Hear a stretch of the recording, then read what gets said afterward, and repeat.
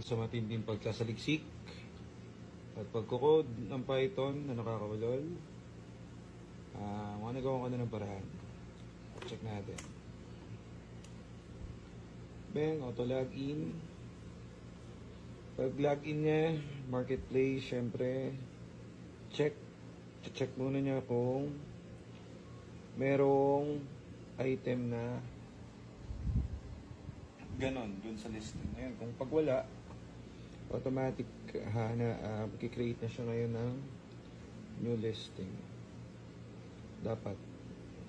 Yun. So, dahil wala yung item, kikreate niyang bago. Pak. Save yung picture, category, tools, condition. Yan, description. Location.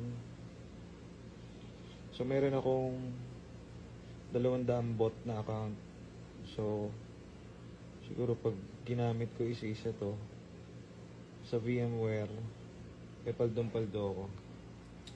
So, ito, 2018 na Honda. Kunwari lang yan, sample.